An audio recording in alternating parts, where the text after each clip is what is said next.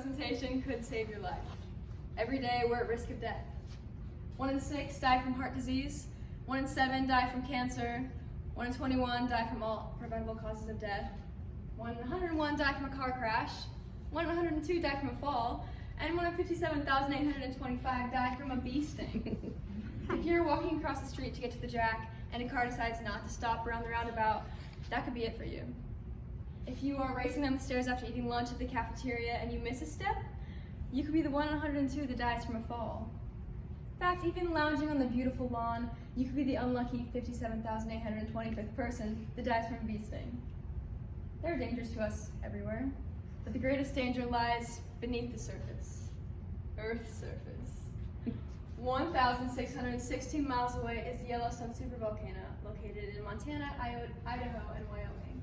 Lucky for us, we live in Nashville, far, far away from the death zone, but still in the ash zone, meaning we wouldn't necessarily die from direct impact if Yellowstone exploded. We would just die from the aftermath of breathing in toxic volcanic fumes, living through a volcanic winter, etc., etc. Yellowstone happens to be 2.2 million acres, which makes it the size of Puerto Rico, so that gives you a great idea of how lovely it would be if it erupted again. Have any of you visited Yellowstone before? Okay. Here are a few more ways you could die just visiting the park. You could fall in the 10,000 hydrothermal features. You could burn to death in a geyser, drown in a lake, fall off a cliff, get charged by a bison, or get eaten by a bear. But don't worry, getting eaten by a bear is still very rare with odds of 1 in 2.7 million. It's more likely you'll just die from Yellowstone erupting again, with a higher 1 in 730,000 chance. In fact, Yellowstone is 40,000 years overdue for an eruption, so technically we live next to a ticking time bomb of death in our country. If that doesn't serve as motivation to live every day like you're dying, I don't know what does. Here are 3 ways to live like you're dying, so when Yellowstone explodes, we can say we really lived. Run from stagnancy, not a supervolcano. Burn with passion, not fiery lava. And die to live, don't live to die. Now, while I'd love to go into my detailed plan I've cultivated over the years on how to outrun a supervolcanic explosion, I'm here instead to tell you how to outrun stagnancy. Now, let's define stagnancy. Free Dictionary defines it as being inactive or sluggish, and Merriam-Webster defines it as being stale or not advancing or developing. How often do you find yourself stagnant? There are 24 hours in a day. Let's hopefully say we sleep for 8 of those. That leaves us with 16.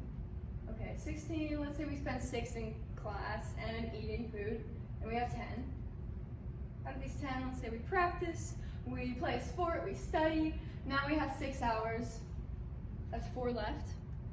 Out of these 4, let's say we spend 2 hanging with friends, taking care of ourselves as we should, but that still leaves us with 2 hours. What are you doing with these 2 hours? Salary Statistics did a poll of 750 people and found the average person reports to waste these 2 hours. How do you waste them? Staring at your phone, staring at the TV, staring at the wall, living stagnantly, living stale, not doing anything. If you lived for 79 years, which is the average lifespan, that means that you have a total of 692,040 hours to live. Time is ticking as I'm talking right now. And if we wasted 2 hours every day, this would add up to 90,376 hours by the time we're 79. This means 10.4 years would be wasted straight, just by 2 hours a day accumulating by the time you're 79. Imagine you're on your deathbed, or running from a supervolcanic explosion, per se, and thinking, if only I had 1 more day to live, if only I had 1 more chance to do that thing I always meant to do. You had 10.4 years to do it, but instead we find ourselves being stagnant and spending those 2 hours every day not doing anything. How should we be spending these 2 hours? Fill it with passion. Burn with passion, not fiery lava.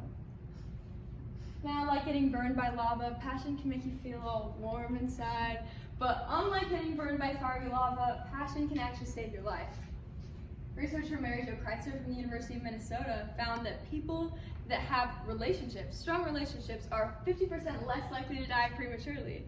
And Dan Buettner did some research that found if you have passion in life, that can add at least 3 years to your life expectancy.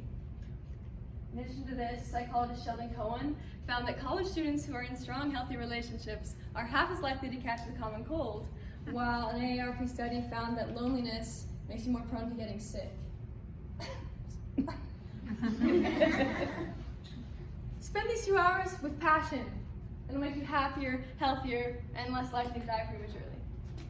And you might be thinking, wow, this presentation is a lot about death. That's a little pessimistic.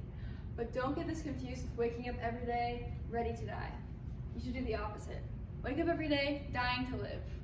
Now, what does that mean? Wake up, check your pulse. Everyone check your pulse with me. We're breathing right now. We're alive. Look out the window. Yellowstone has not exploded. It's one more day that Yellowstone hasn't exploded and that we're still alive. We should take it into every day. There are so many outside factors that could kill us that we have no control over. But the one thing that we do have control over is ourselves.